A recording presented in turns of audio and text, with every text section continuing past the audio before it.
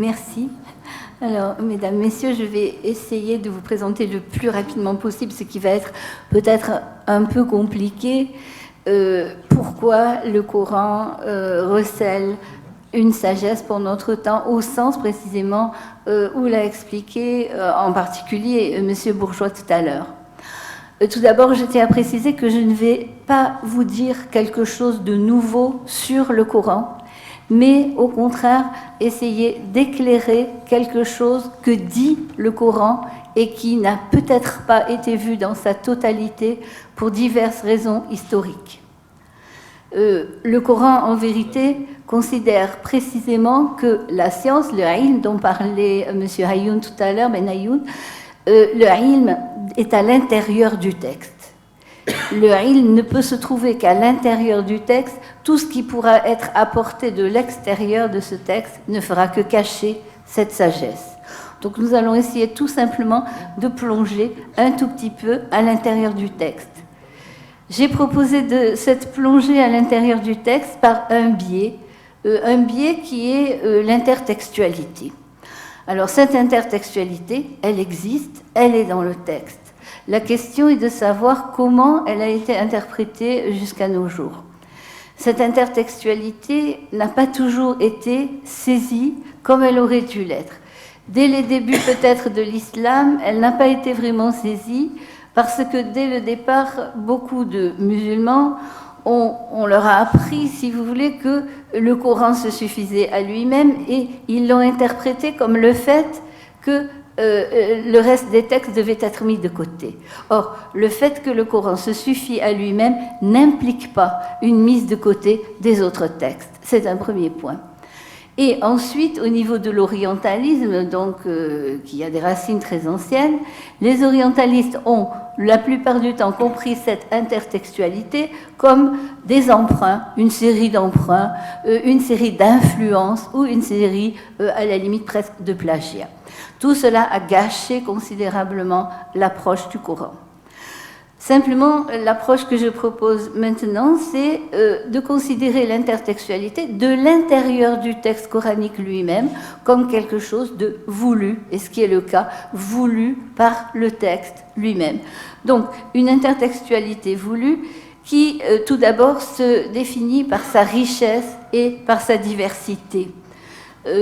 Cette richesse et cette diversité donc impliquent le fait que le Coran s'intéresse à des textes qui ne sont pas seulement les textes bibliques, mais il y a les textes bibliques, les textes parabibliques et même ce qu'on pourrait appeler les textes post-bibliques qui sont quelquefois des commentaires sur les textes bibliques. Donc le Coran introduit à un univers de pensée, volontairement introduit à cet univers de pensée. Il introduit à cet univers de pensée, mais non pas d'une manière désordonnée et par hasard, mais à partir de certains points de vue bien particuliers. Alors, tout d'abord, du point de vue de la multiplicité. Que signifie cette multiplicité ?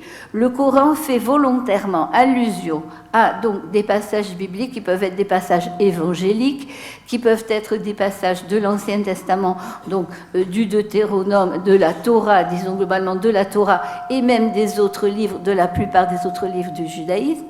Et puis également fait volontairement allusion à des textes donc, que nous considérons, enfin que les chrétiens ou les juifs ont considéré comme apocryphes, donc des pseudépigraphes de l'Ancien Testament et ce qu'on a appelé les apocryphes du Nouveau Testament. Plus encore un grand nombre de textes. Mais restons seulement dans les textes bibliques et parabibliques. Donc, que signifient ces choix ? Ces choix volontaires du Coran signifient que tous ces textes ont une certaine valeur. Il y a là un problème de canonicité, si vous voulez. Qu'est-ce que c'est finalement que les canoniques ? Finalement, ça a été des rassemblements de textes qui ont été faits par les chrétiens et les juifs. À l'époque où le Coran s'exprime sur le sujet, les canons ne sont même pas encore vraiment fixés, surtout dans le christianisme. Donc, le Coran propose de se baser sur un canon, finalement, beaucoup plus large que ce qu'on imagine. Donc un canon dans lequel rentrent justement énormément d'apocryphes. Que signifient ces apocryphes? Ces apocryphes représentaient chacun finalement un groupe religieux qui pouvait être des gnostiques, qui pouvaient être des manichéens, qui pouvaient être beaucoup de groupes religieux qui existaient à l'époque. Ce premier point, ce que veut dire par là le Coran, c'est que nul n'est exclu. Nul texte sacré monothéiste n'est exclu et donc nul n'est exclu a priori. Mais il y a une autre chose. Le Coran ne propose pas de prendre globalement tout cet immense canon de façon indifférente. Le Coran propose d'avancer à l'intérieur de ce canon vis-à-vis justement par rapport à une certaine sagesse. Donc, on ne peut pas lire cet ensemble de textes n'importe comment, on doit la lire en fonction d'une sagesse. Et c'est cela que le Coran, c'est cette sagesse que le Coran propose d'apporter. C'est-à-dire un certain nombre de critères pour déterminer comment lire ces textes, c'est-à-dire finalement comment séparer une certaine ivrée d'un certain bon grain à l'intérieur de ces textes. Alors, cette démarche, c'est une démarche qui ne surprend absolument pas pour l'époque où le Coran est apparu.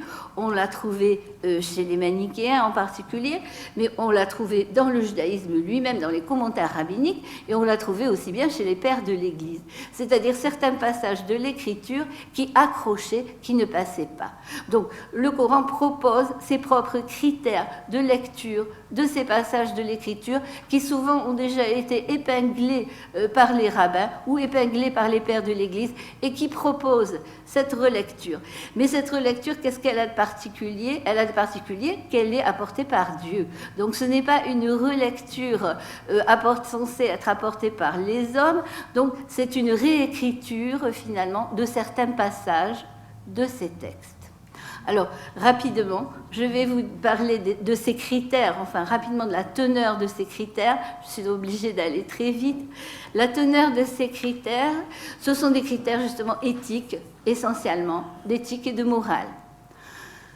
On peut dire par exemple que l'un des grands critères, bien entendu, c'est ce qu'on a appelé l'unicité de Dieu. Qu'est-ce que ça veut dire l'unicité de Dieu? Ce n'est pas seulement, bien entendu, affirmer Dieu est unique. Pour le Coran, l'unicité de Dieu, c'est se forger une pensée selon laquelle on va justement mettre Dieu avant quoi que ce soit, et d'abord avant soi-même. Ensuite, mettre Dieu avant les religions. C'est-à-dire, les religions ne sont pas dénigrées, mais elles ont une place qui est d'être au service à la fois de Dieu et de l'homme. Donc, ce qui compte, c'est justement Dieu avant tout et les religions ensuite. Et les religions ne doivent pas s'imposer en tant que religion élue et exclusiviste. Donc, le Coran, c'est le rejet aussi de tout exclusivisme religieux. Voilà un premier critère.